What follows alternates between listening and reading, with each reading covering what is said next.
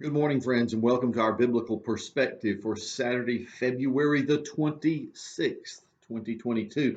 Coming to you today from Lebanon, Tennessee. So come join us, and we're going to update some things on both Ukraine and what we believe might be an even bigger threat to the United States of America.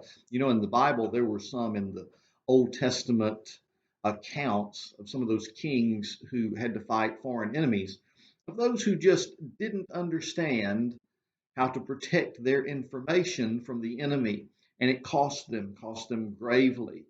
And invasions of God's own chosen people's lands in Israel and Judah were perpetuated by the ignorance of those in charge, or utter stupidity, you might say. And we're having similar things even happen today. Well, think about it. How do you plan reasonably to not be overtaken, invaded, or terrorized by a foreign power? Well, it's something we'll look at in just a bit. But in the meantime, I want to give you an update that you wouldn't have heard on the news from some folks in Ukraine. We have a good bit of contact with a couple of different people that live over there, have Christian ministries. And because of that, one in particular I would like to share with you is telling how they are dealing with the refugees coming from one section of Ukraine into where they live. Just for security purposes, I'll just give you a first name. Vadim tells us about what's going on with his church. Now, he gives an update about the war and all the other things that are taking place, much of which you might could pick up on the news.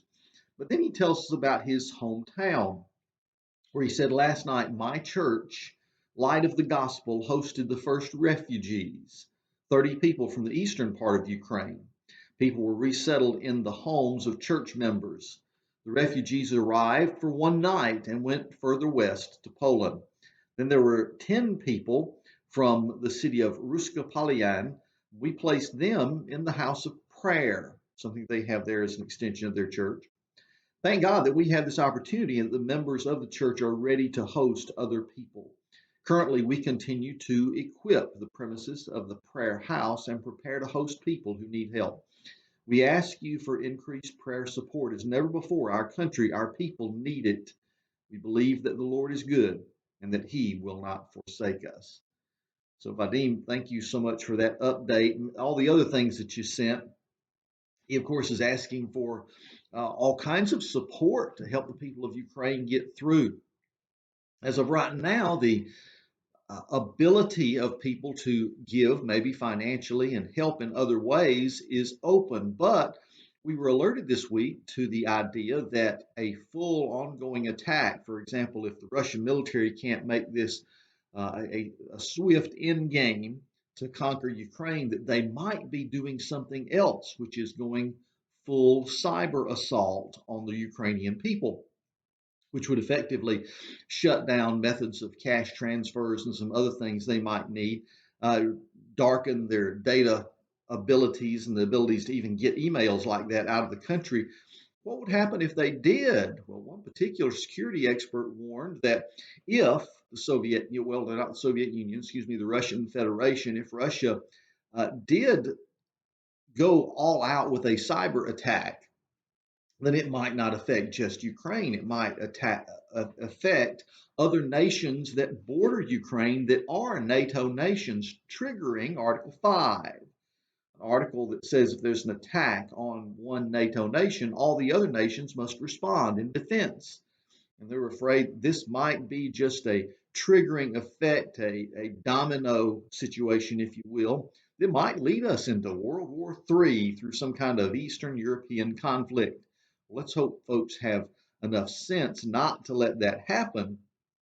But it does highlight something about modern warfare that most folks are taking for granted. We still kind of live in the history books and we think warfare is all about guns and bullets and missiles. We don't tend to think that it could be about your computer. But yet, the greatest military minds out there today are preparing for war on a different level, the kind of warfare that comes through the cloud, the kind of warfare that comes through security systems, the internet, the kind of war that could make an enemy on the other side of the world effectively able to, say, attack you, your bank account, even everything from, as we saw, the attack on the Colonial Pipeline that was instituted by Russia just last year. We can see that it could even affect your own country's ability to provide some of the natural resources it already has on hand, like just gasoline for your car. So as we get concerned about some of these things, I want you to think not so much even about Russia right now, but the one group we are not talking about, that's the Chinese. Because right there in your hand this morning, you may be holding one of their greatest weapons of war. That's right. In your cell phone, you may have one or more Chinese apps that are not there by accident. You think you're just having fun. But what you need to understand is this is a nation getting ready for their world war. And they right now are watching very closely what happens in Eastern Europe to determine if it's not also the right time for them to go into the free democracy, free nation known as Taiwan. And what kind of excuses could you use if you're the Chinese military to say, well, it's time for us to reunify China and bring Taiwan back into the fold? It's not a fold they've ever left. They've never been a communist nation.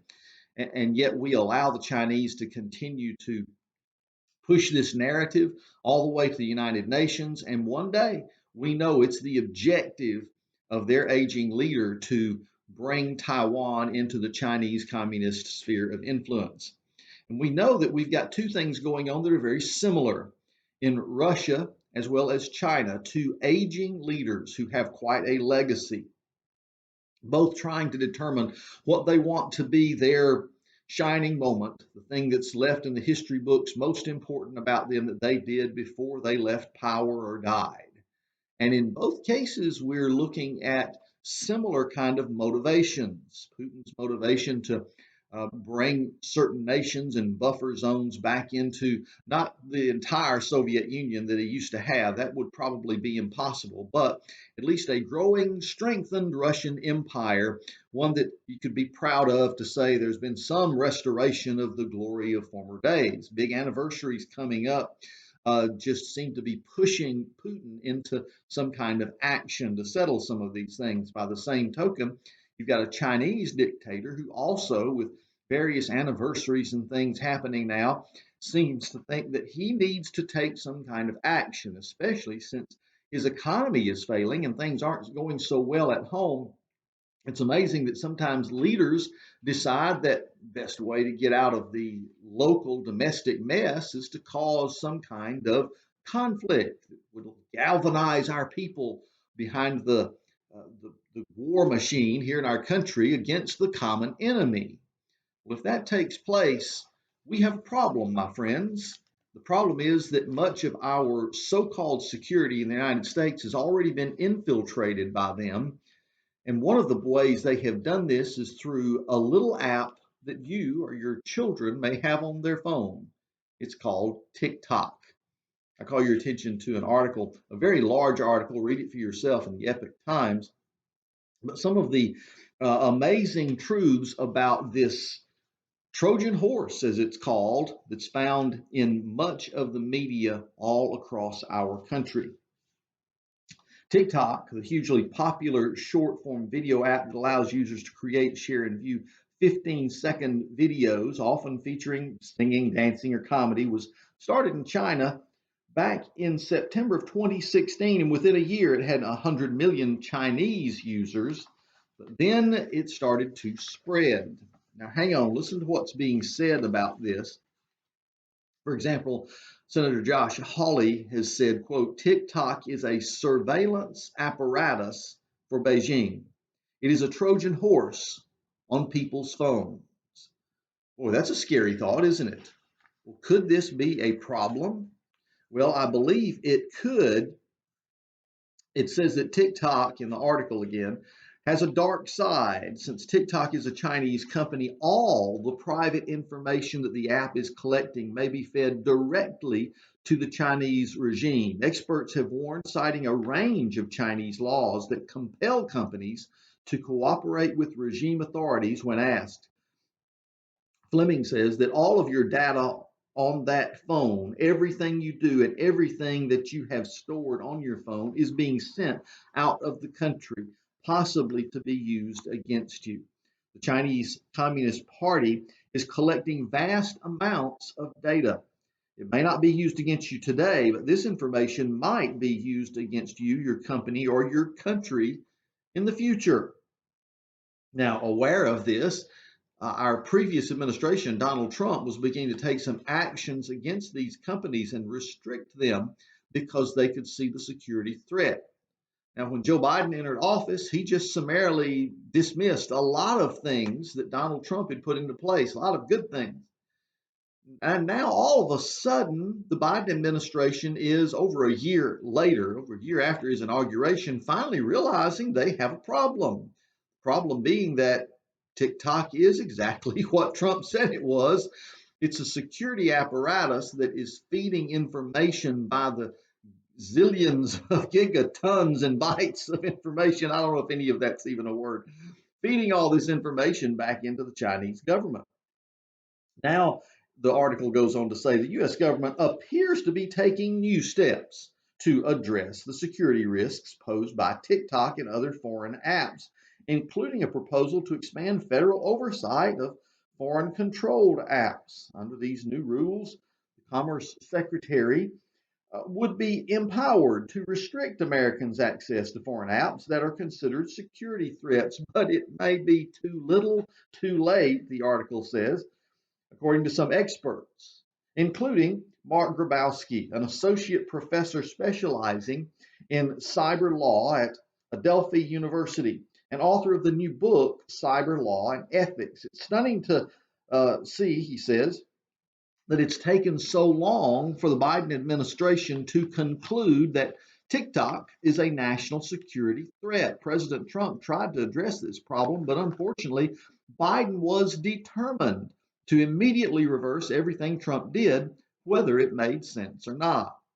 Now, Grabowski says TikTok and other Chinese controlled apps present an immediate danger to national security.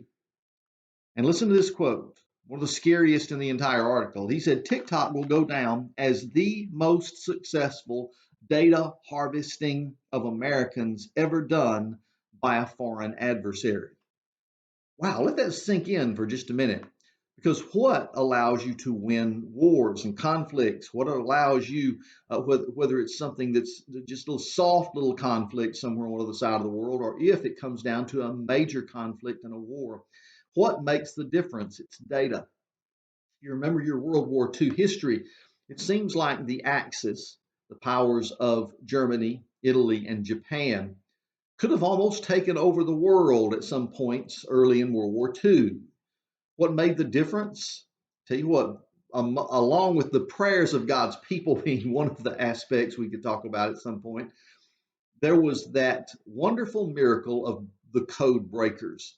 Those who were able to break, first of all, the German code in Europe, and some of those great folks, mainly based out of England, that were able to break that code and knew what the Germans were doing before they did it in many cases. And then the Americans, who managed to break the Japanese code. It helped them in the first big turnaround battle of the war that really made things start going America's way in the Pacific, the Battle of Midway, all based on the fact that we had broken the Japanese code. So what happens when you've got the right information? You can win wars. Well, who is gathering the information right now, and who seems to be clueless about it? Think about it for just a minute. Because as we prepare for whatever is coming here in the next few months and years, information is key. It's absolutely necessary. The article goes on to say that several U.S. lawmakers now have voiced the same concerns. Listen to this particular quote. TikTok is owned and operated by a Chinese company and controlled by the Chinese Communist government, says Senator Rick Scott of Florida.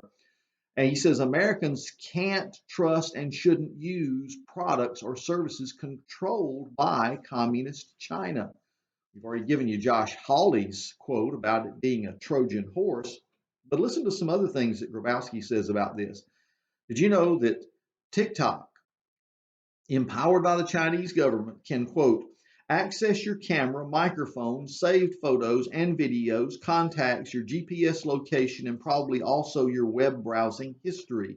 The app collects way more data than it needs to. For example, TikTok does GPS tracking, even though TikTok videos never display any location information. This data isn't just collected on your phone, it's passed on to TikTok owners in China, Grabowski says. And all the data collected by the app is encrypted in a way that it makes it impossible to know exactly what is being sent back to China. Listen, I could go on with some of the details here, but the fact is, we are sending bucket loads of information to a nation that has declared that, we have some conflicting interests in the world. And one day, those conflicting interests, and probably coming to head on the little island of Taiwan, are going to come head to head. When the conflict starts, those who have the right information can pull the trigger on the apparatuses that are necessary to make sure that they are the ultimate winners. The article concludes with these words. For one of the writers here, he says the stakes are high. We have to understand as a free nation what we're facing. We're facing a world war all over again, an alliance of China, Russia, Iran, and North Korea against the free world. Americans need to become more aware, he said, and open their eyes to what is happening. We have to do everything we can to protect our data and our intellectual property. Do not give away your data. Always opt out and get Chinese apps off your phones and computers. Because I do wake up in the Word and do let my information out to some places that I may have already done too much of that. Folks have said, why don't you get on TikTok and put some things out there? And they've pointed to some people that do some Bible stories and little clips and verses on TikTok. Yes, get on TikTok, get on TikTok. And I think there comes a point, my friends, when we've got to recognize that even though we've made some compromises on some apps and media platforms that may come back to haunt us, there are some that are so obvious that I cannot bring myself to move in that direction. TikTok is one of those. Now, honestly, the enemy, if I have an enemy in China, they already can access enough knowledge about me to know anything and everything they want to do if they're interested in tracking me down. There's no need in me helping them out to make it any bigger. Friends, I would ask you to consider what kind of apps are on your phone, and if it makes sense for you to just throw your information to the wolves. And that includes the phones of your kids. Because, my friends, tracking your children is just the same as tracking you. Something to think about today. God bless you, and I pray that you'll have a great day, great weekend in the Lord. And keep all these things in mind. Let's make wise decisions and not throw away all our information to an enemy that might use it against us one day. It's a good thought. Well, God bless you. I'll see you again tomorrow with a message from First Baptist Church in Winsboro, South Carolina, each and every day as we wake up in God's Word.